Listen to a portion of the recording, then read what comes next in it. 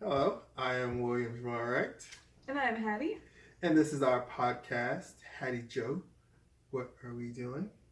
And so, what have we been doing? We are currently quarantined. We're week two, We week three. just finished week Just 2, finished week two. Thanks, President Price, for your leadership and getting us all here quarantined and shutting everything down at Duke. Uh, but yeah, I mean, what has quarantine life kind of been like so far?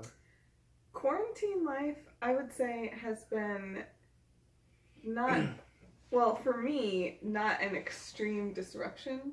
Mm-hmm. There have been some things that have been disrupted, but I would say on the scale of everything, I'm way on the far end of minimal disruption to my life. So the reason I say that is because I currently am a postdoc, and so a lot of my responsibilities are doing science experiments, but there's normally phases of that, right? You're doing the experiment, you're analyzing the data, you're writing it up. And because I just defended my PhD last fall, I was done with a whole bunch of experiments and was kind of in the writing phase, and now I'm still in that writing and presenting phase. Gotcha. So a lot of that can be done from home. Yeah. Or at least virtually, right? Like I still need to be having access to the files and everything and check in. But so if this had been like during my PhD when I was needing to do a bunch of experiments, it would have been extremely disruptive. And I had one experiment going, and we kind of had to put it on pause until we can be back. So that was kind of disrupted. One experiment as a postdoc, but it's not a huge deal, right? Because there's going to be time to do it. There's no big deadline. Yeah. And another thing that was kind of put on hold is I'm supposed to train a bunch of other people on how to use a piece of equipment. That training is going to take several days. It's not, so that's also on hold. But again, in the grand scheme of things, pretty minor. Our gymnastics gym has been shut down for the time being. So that's a bummer for me because I don't get to go see the girls. I don't get to coach. But on the other hand, I have a lot more free time. I'm not spending the 25 minutes drive there and back, plus, so like an hour of driving plus all the time coaching. So, going outside is not yet canceled, so I can still go on runs. And yeah, that is actually, like, going on runs is one thing that I've kind of adopted as my kind of workout. I'm very proud of this guy. Yeah. This past week, starting from Sunday to Saturday, I actually did 10 whole miles, and I'm gonna try and stay on that pace, 8 to 10 miles a week. Got 1.5 in today. His pace is drastically improving. Your endurance, I think, is improving a lot too. If you would have tried 2 months ago to run 3 miles like you did yesterday, I think you would have been hurting for certain. Well, I was definitely hurting for certain yesterday. Yesterday was like a run walk. But yesterday you also knew what you're getting yourself into. Yeah. So like when you signed up, you're like, okay, this is what I need to do to be successful, like a run walk, and you kind of had an idea of how it was going to feel. Whereas I think in the past, you would have been surprised. Well, I guess you've done those Jingle Bell runs, the 5Ks, but like, I thought you were doing great yesterday when I caught up with you and we ran up the hill so fast. Well, thank you. He's doing great. Don't let him down. Well, that is my kind of new mode of exercise, is just running. And how come is that new? Well, it's new because I don't get to play basketball, right. Which is so what basketball I've done for about as long as I've been here at Duke. Play basketball, so and you really enjoy it. Yeah, so I'm trying to get my 10 miles in a week. I've actually downloaded a running app. The Nike Run Club. Yep. I think it is. It's the same one I have. So that's been tracking everything. So feeling good. And we'll see how it goes and continues in the future. And it's actually something nice to look forward to. It's something to keep myself kind of engaged and a goal of having. I would say being quarantined has significantly interrupted my work schedule. Yeah, your job for sure. Just in everything that we do, it's for the student athletes. We're putting on programming. And where are the student athletes now? They are all at home, quarantined. Right. Yeah. So we actually, last week, we were actually able to host host a couple of like video call it video conferences for some of our leadership groups, and that was great to see them. But it really it's kind of a bummer, as this was going to be my last semester here. But it is what it is, and we're doing it for everyone's safety. Yeah. And so that we're all kind of can get over this curve and Flatten hopefully it, yeah. get back to some normalcy, and hopefully not overload our hospital care centers. Right. So in talking about like this quarantine, and keeping with our theme of the year, of talking about like emotions, I thought it would be cool to talk about like fear. We can talk specifically about how fear like relates to like this coronavirus, but also just fear in general. Is it good? Is it bad? Like, so I guess for me, when I think about fear, I think of being frightened. It's like no end. Yeah, like frightened to no end. But I oftentimes like the fear, like that type of fear, like it's just like a brief like moment. It's not something that lasts or is extended. But there are like real fears that like take over and kind of can be like debilitating. And I personally I don't have very many I would say fears per se that are long-standing things, but I do I'm wondering, I'm interested to hear your take on fear, because for me it's not it's something that it's something I don't know if I always I don't know, it's just hard. It's a hard emotion to I guess speak on, because I kind of feel like there are maybe more than just two, but if I had to roughly classify, I'd say two types of fear. Mm-hmm. And one is fear of bodily injury, right? Like, I'm afraid to walk across this high bridge because it's tall and high, right? Like, some people have a fear of heights, and I feel like that at its root is because they're afraid they're going to fall off. Yeah. Right? Or I am afraid to do this back handspring on beam because I'm afraid I'm going to miss my hands and crash and land on my head and it's going to hurt, right? Mm-hmm. I'm afraid of snakes because they could bite me and hurt me and it'll be painful. I think a lot of people can easily recognize identify that, and I think that's the same category as someone jumping out and scaring you or whatever. Huh. It's just it's a more biological self-preservation type fear. You asked, is it good, bad? That kind is obviously good, keeps us alive, evolution. But I think it also leads to over evolution, and everything has led to the second type of fear, which is more of a construct of our society. And not that this society is imparting that fear, but just we have a higher level of day-to-day life. We're not just, okay, do I have somewhere to eat, somewhere to sleep? Do I have food to eat? Am I safe? It's you can have the fear that your child is going to be addicted to drugs, right? Mm-hmm. Or you can have a fear that you're going to be evicted from your home.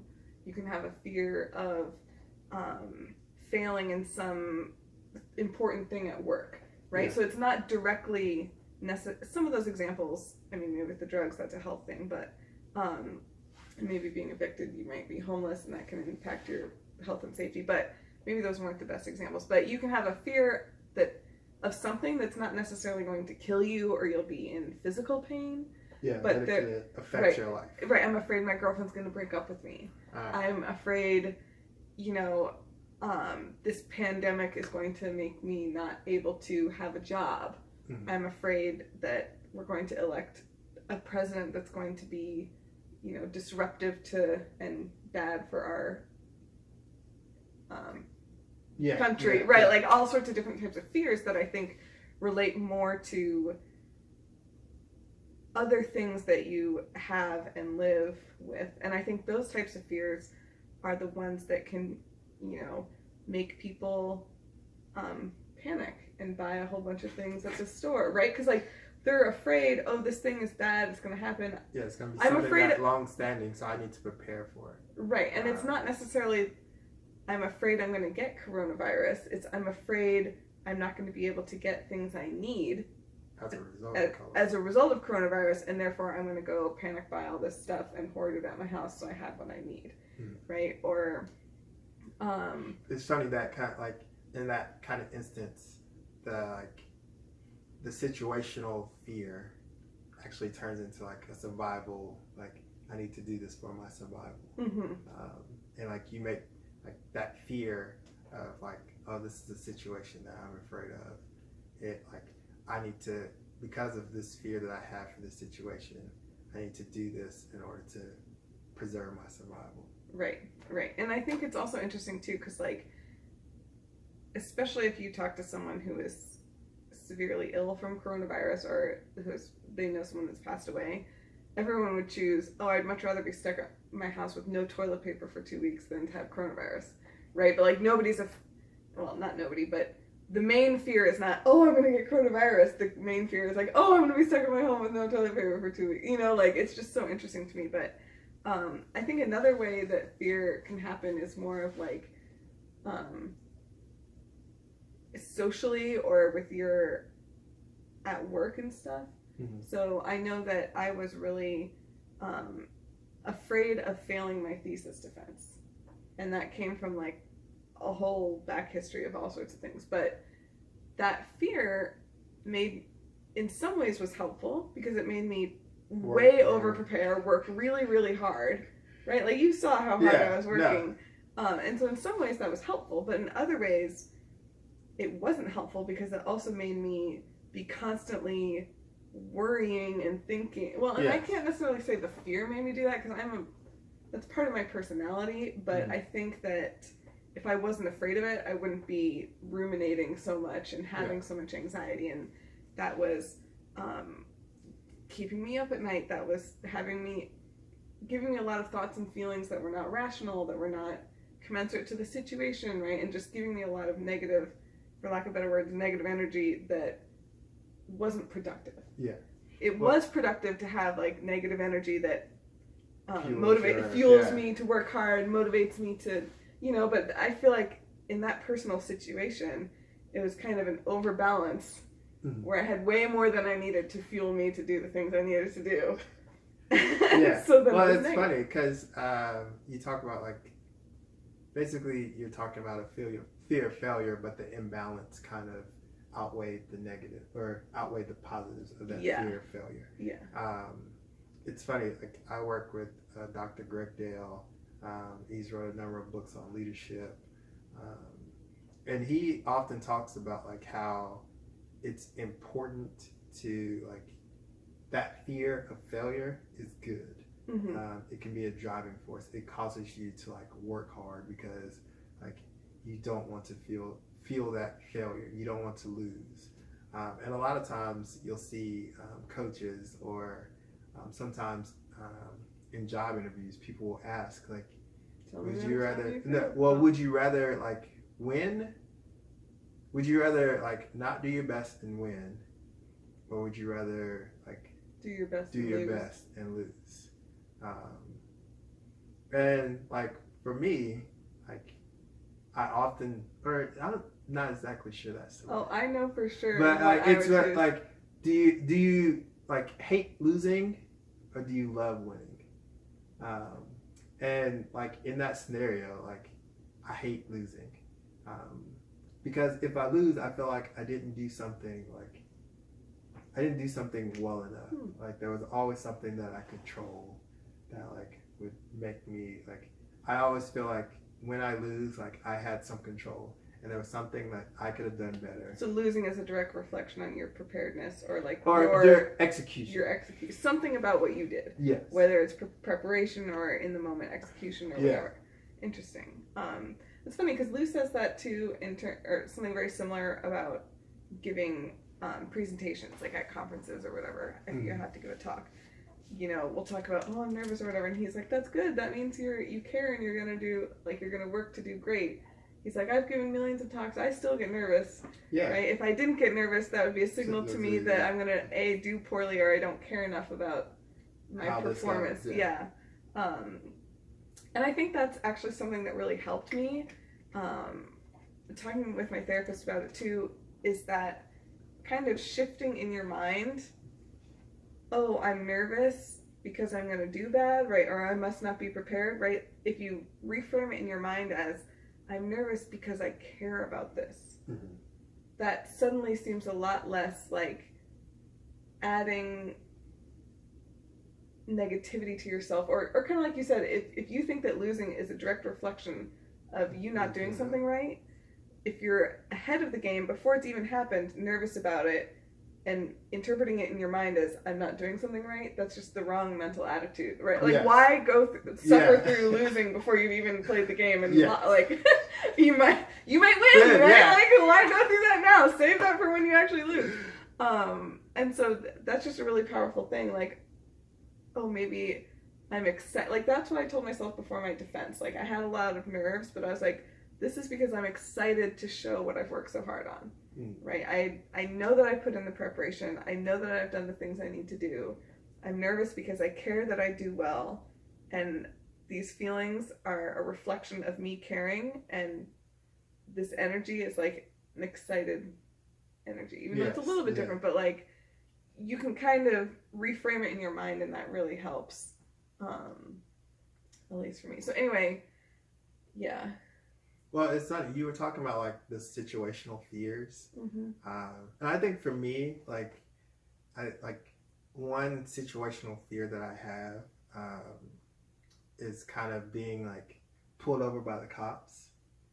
And it's weird. Like, I know cops, like I am friends with cops, like I see them, like, but like, I'm not afraid of like those people. Like, if a cop randomly comes up and like starts to have a conversation, like, I'm not afraid of those cops.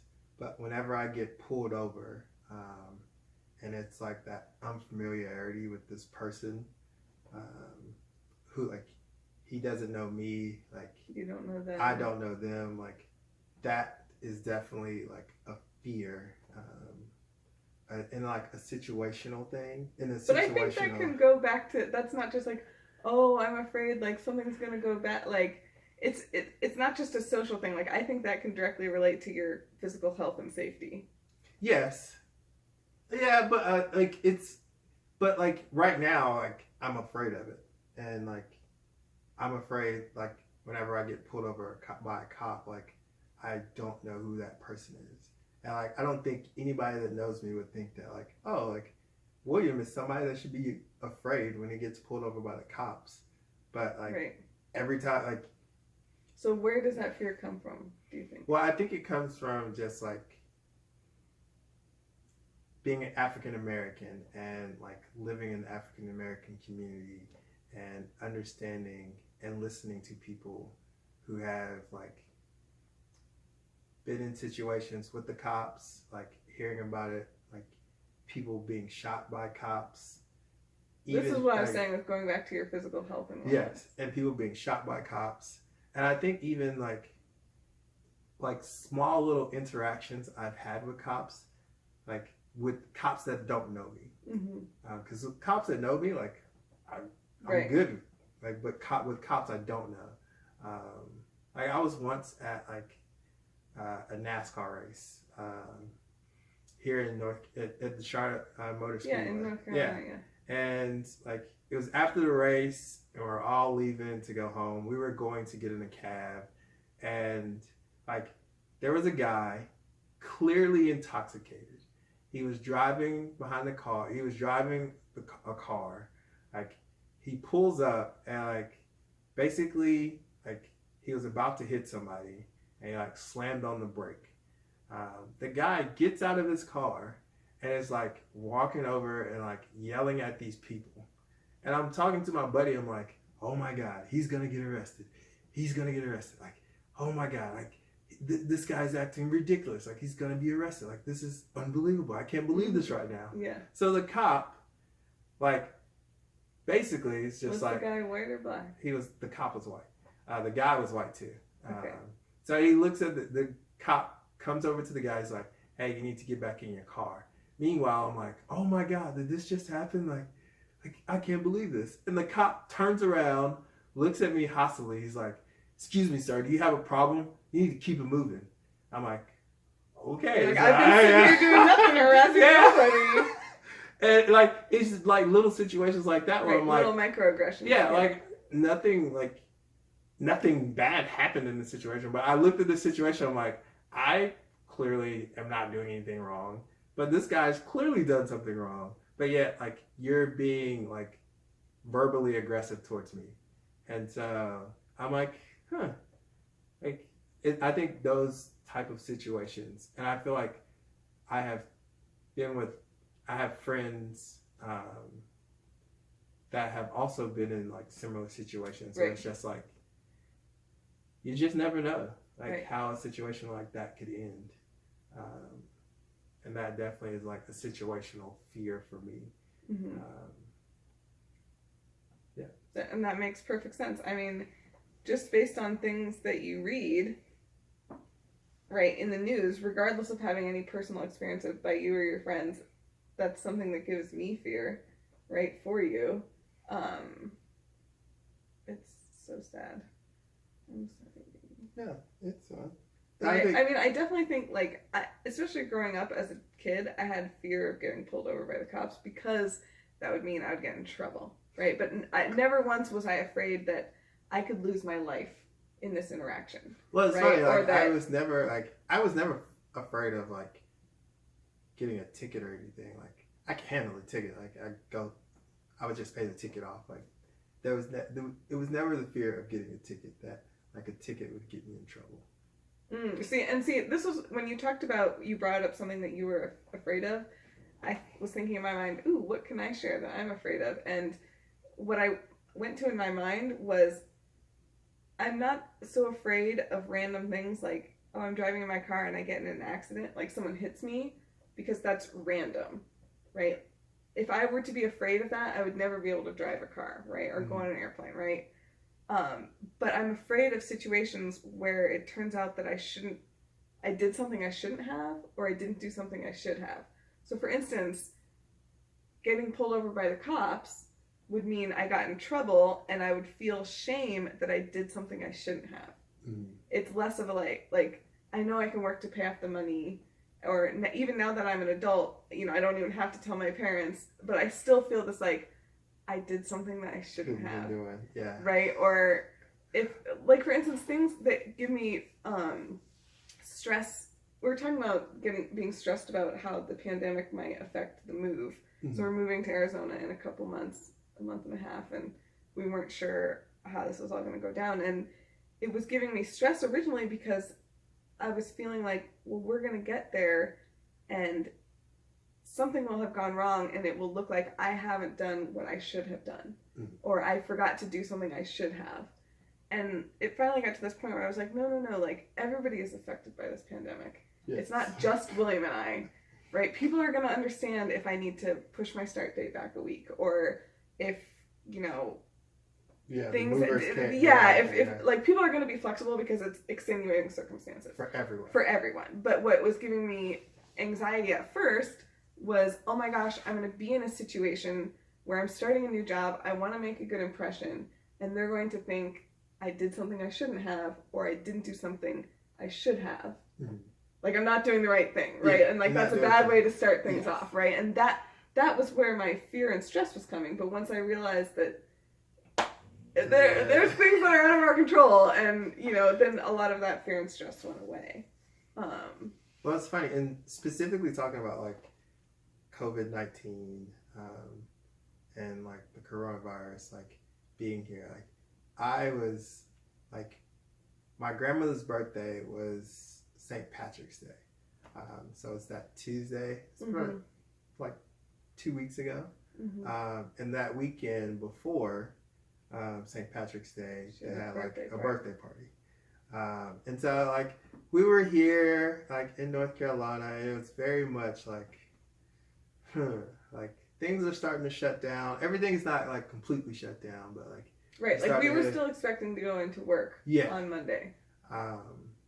And so like I'm starting to worry, starting to wonder, like should I go? Like I've been around like a bunch of people. Like Duke is on spring break, but like I still like there's a bunch of people that are walking around our building and stuff. Like I'm still here in the office. Like should I go? And so I'm like, I really like literally went back and forth. He did all week. It was like I'm not going. Okay, no worries, no problem with me. And then the next day, I'm gonna go. Yeah, all right, I think great. I'm gonna. Sounds good. That evening, I'm not gonna go. I changed my mind. Like, yeah. Okay. So I definitely like I had a fear that like I was gonna go to South Carolina and like I was gonna be like I'm gonna be asymptomatic but still a carrier and make her sick and like make my grandmother sick, and she's already in like the like she's most of advanced age. Yeah, she's in the most vulnerable like age group for this. So I'm like, if I'm the reason that like my grandmother gets like the coronavirus, like I'm gonna be literally those thoughts are going through my mind, and I'm like, I want to be like I want to be there, but like I also want to be like safe and smart about this, but also like playing like future situations out, and like us going to Arizona, and like it's not going to be as convenient in the future. So like ultimately, right, and she is advanced age, right? It's not like she's 70 and likely could live for 15, 20, 30 more years. Yeah. So yeah, like that was, in terms of like the coronavirus, that has been like my biggest like fear, was that I was gonna give it to my grandmother, and that she was gonna pass away as a result. But luckily, that has not happened, and she is still doing good. So able to celebrate her birthday. Posted some pictures on Facebook from that weekend, and being with all of my nieces and nephews and cousins, and it was a good time. We all got to hang out, and I was bummed I couldn't be there. We talked a lot about the coronavirus. It was all anybody could talk about.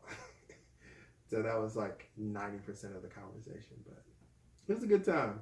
That's good.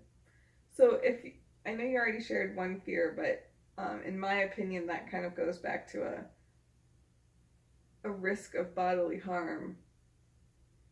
The cops one. Do you have an example of something you're afraid of that's not directly linked to your physical well-being or health and safety?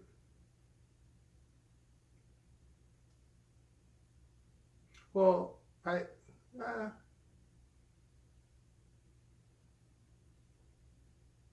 like, so this is something that I kind of go back and forth about. Okay, interesting. And it's like I have a fear of just like overall failure. And me too, baby, me too. And that like I won't be like a success. Mm-hmm. And that like I'll be like some bum that will just be like, who knows where the rest of my life will end up. Mm-hmm. And that like maybe I won't be able to like provide for my family, or like not be able to like provide the life that like I would like to, like I would think that you would like to provide. Yeah, I would like to provide for them. And so like that failure, like that fear of failure, definitely like I would say like it's kind of a like catch-22, because it's like, well, if you don't try to do anything, like you're not gonna fail. Yeah, like nothing's gonna happen. Like you will become the failure. Yeah. But if you do, then like there's no telling what will happen. It's kind of that fear of the unknown. But then I also oftentimes go back to like, well, like you were like a little kid from South Carolina that like played football. Who would have known that you would have went to Duke? Like graduated twice. That's right. Like undergrad and masters. Yeah, like when I was graduating from college, like there was a time where I was figuring out what the hell I was gonna do, and like it happened to work out where like I turned down the job and then like a couple of months later, like the same job came open, but like it was with better pay and like a better situation. Whoa! And so so like it kind of worked out. And like I would say that like things like that, like throughout my whole entire life, I always had this like fear of failure, and not being able to provide, whether it be for my family, being able to give back to my family, like that current family, whether it be knowledge or like financially or whatever. Like, just to be available as a resource. Yeah. And I think that like I've always had that fear, and that fear is kind of like I've always been able to make it through. So I think just keeping that in the back of my mind, like I have always been able to make do. Good job. Yeah, thank you. I agree. I think you've been doing great. Oh, I appreciate that. So is there any other, what else about fear would you like to talk about? Any other aspect of fear you want to? Well, do you like scary movies? Do I like them? Do they like bring out fear in you? Like, so I will say, and this kind of goes back to the discussion we were just having upstairs and when you're in the shower or getting out of the shower. So I really empathize with people, whether it's a character in a book I'm reading or something I'm watching on the show, and it's the type of thing where it goes beyond just thinking about, oh, if I were in this situation, how would I react? It's like I've been transplanted into their body and I'm now them, and it's not operating off of my set of morals, behaviors, like beliefs, and what's important to me. It's like based on what we've seen in the movie, I'm operating under their kind of system. And so I don't like movies that are have a lot of like gore, because I just like they're getting stabbed and I'm like feeling like what it would be like for me to be stabbed, and that's just too much for me. But I do like the psychological thriller sense of movies that are maybe less just like blood and guts, but still have a high, somehow there's some danger or some crazy psychological thing, and I enjoy the mental aspect of it. Well, I can see how people get like a rush from that. I wouldn't say that I enjoy it so much I want to do that every Friday night, but once in a while I can watch a movie, like a scary movie, and it be an enjoyable experience. It's just, what's enjoyable to me is like you get in that mindset of like, this is all happening to me because I'm that character, and you're going through these crazy like emotional adrenaline rushes, and then at the end of the movie you're like, huh, it's just a movie. Like, I'm fine. Yeah. My family's fine. Like, I got my hot chocolate and my popcorn. Like, whoo. Like, this is... No mass murderers gonna get bounced when I get there. So, yeah. How about you? Do you like what? Well, I scary definitely. Movies? And if so, what do you like about them? So I definitely like scary movies more when I was younger. Like teenage years, like I watched a lot of scary movies. And would you say there were more like the psychological kind, the blood and guts kind? I was definitely like the blood and guts kind. I don't know. The blood and guts kind. Yeah, it was definitely like, I think I just kind of grew out of it. And that like my interest went to like other like genres. Mm-hmm. Do you remember what you liked about it? Not really. It was just like kind of teenage boy, like bloods and like guts, like violence, chopping people up, scaring people, jumping out of behind the closet, telling somebody to run, but knowing they're not gonna run or they're gonna do something stupid. And you're like, I could have told you not to do that. Like, who does that? Like, you're in a, who goes, like, it's like the insurance commercial. Yeah. No, guys, let's go behind the barn with all the chains. Yeah, why don't we just get in the car? Yes. It's like, yeah, I just kind of like grew out of scary movies. I'll watch one every now and then, but for the most part, I'm good on them. Nice. Yeah. So have you ever had nightmares or bad dreams? Yeah, I've had nightmares and bad dreams before. Have there been any kind of recurring themes in those nightmares, or like what are they usually about, or kind of general? I would say the biggest, like over the course of my life, the biggest like kind of nightmare, like dream that I've had is kind of the Freddy Krueger character with the claws. He'll be chasing like me, and I'll oftentimes get to like a ledge or a cliff, and like I end up having to like fall off or jump off in order to avoid the Freddy Krueger. But I have like over the years I've like. Oh yeah, you can lucid dream. So I've gotten to the point now in my life where like I realize that I'm in a dream. And then he just changes it. And then I have the ability to be like, hold up, I'm in a dream. Like I can change this outcome. And then like I become like a superhero, or like I stop myself and I start flying, and like I oftentimes will go back and kill the bad guy. So like yes, I do have nightmares, but the nightmares don't last. Yeah. They always end with the good guy winning. First of all, that's amazing. I don't know how you do that. My stepdad Scott does the same thing. I do not have this power whatsoever.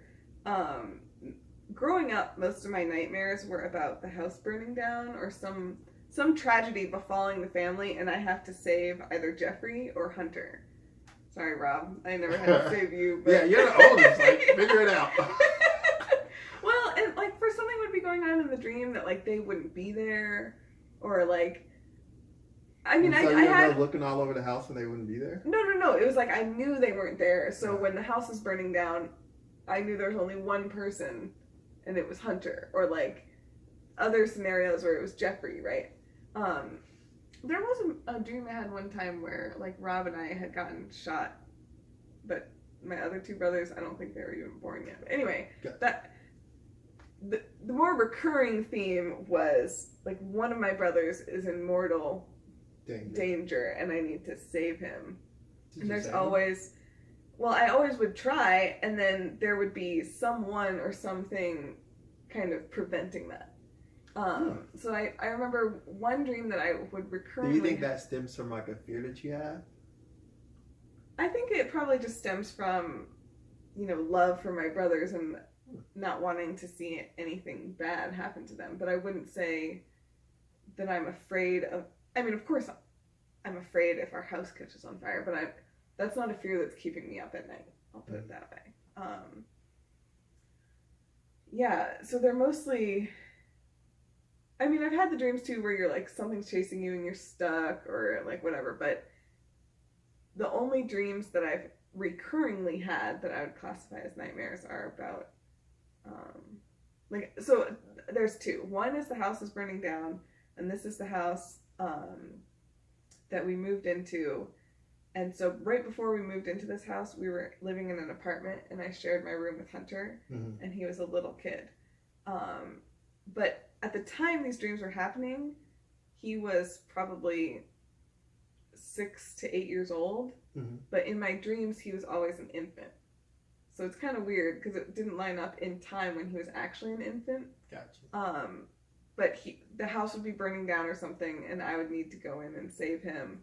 And there would be, like, either I'd get to the hospital and no one would believe me that, like, the thing I was carrying was a human child that was still on, like, holding on to the thread of life, right? Or, like, just, like, one time there was, like, a witch that was, like, had my car keys and, like, I don't know. But, so, the point is, yeah, I could always get him out of the burning building, but then there was something else that was preventing it. Or, like, the one with Jeffrey was always that he was somehow injured.